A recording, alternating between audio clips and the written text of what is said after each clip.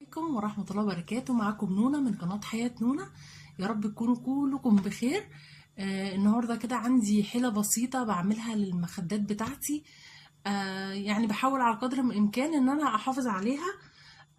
فقلت أفكوا بيها الفكرة دي لو انت عروسة جديدة وعايزة تحافظي على المخدات أو الخدادات بتاعتك اللي انت بتجيبيها سواء جاهزة أو اللي هي بتنجديها عند المنجد.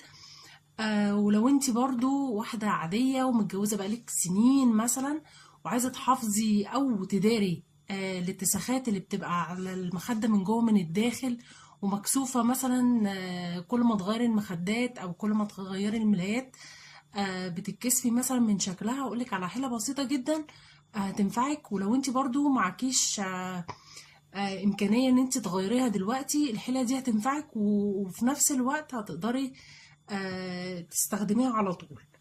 بصوا، اول حاجه دي معايا دي مخده اهي، دي خداديه اهي بسيطه زي اي عند اي بيت عند اي حد. فده الكيس اللي هو الاساسي بتاع الملايه. خلاص، اي حد بيغير ملايه ده الكيس الاساسي مثلا وبتركبيه عادي. خلاص، انا بقى عامله حيله حلوه جدا لو انت عروسه جديده هتعجبك.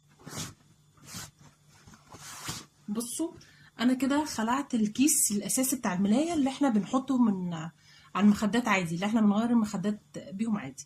ده بقى الكيس ده كيس كده بتاع ملايه قديمه عندي. خلاص، انا بخليه كفر للخديديه او للمخده الكبيره. يعني لو انت عندك كيس بتاع ملاية قديمة مثلا او ملاية مش عاجباكي وفيهم اكياس، استغليهم، ما ترموهمش ولا تركنيهم، استخدميهم، اعمليهم كفر للخديدية او المخدة الكبيرة عندك، سواء انت عندك دي او دي. فبصوا هنا اهو عاملاها كفر اهو، يعتبر يعني كيس تاني، يعني انا بركب كيسين. خلاص كده اهو، ده كيس كده، ده انا بخليه كفر للمخده بتاعتي اهو.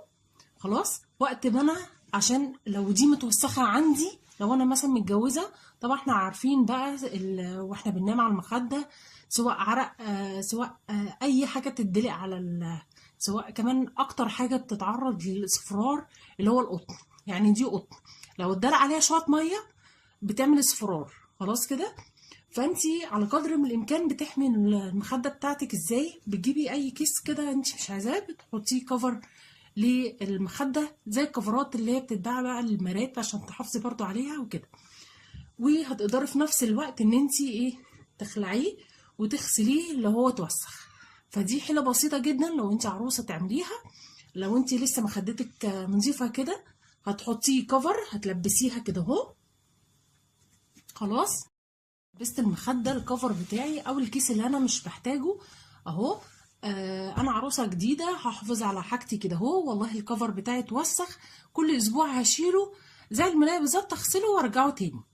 خلاص.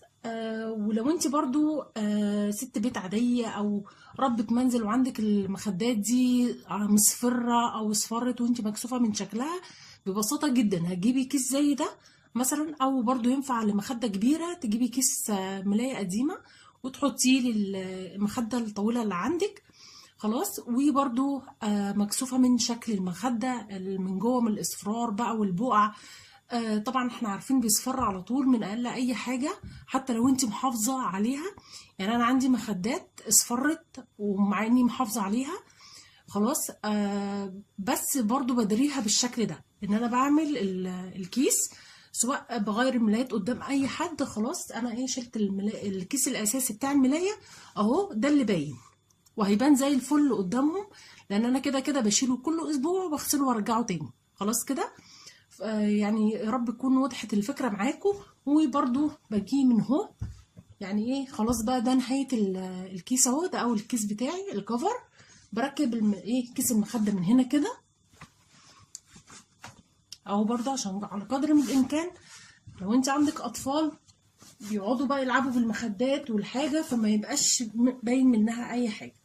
انا كده ركبت الكيس اهو ولا باين اي حاجه اهو. حتى لو عملوا كده اهو الكفر هو اللي باين. وهنا كمان انا مخبيه الفتحه الناحيه التانية من الناحيه المقفوله للكيس المخده. يا رب تكون الفكرة عجبتكم. ولو انت عروسة جديدة ما تنسيش تعملي اللايك للفكرة الحلوة دي. هي حيلة بسيطة وانا عارفة في منكم كتير ممكن يبقوا عارفينها، بس انا ايه يعني مادام الواحد عارف حاجة ف يعني ما بيبخلش عليها لحبايبه. فانا قلت ايه اقول لكم الفكرة البسيطة دي تقدروا تطبقوها عندكم من غير تكاليف، من غير اي حاجة تقدري تعمليها دي. يا رب ما الفيديو عجبكم، ما تنسوش تعملوا لايك. ولو انت جديدة على القناة واول مرة تشوفيني يا ريت تشتركي وتعملي سبسكرايب وتدوسي على علامة الجرس عشان يوصلك كل جديد من فيديوهاتي. السلام عليكم ورحمة الله وبركاته.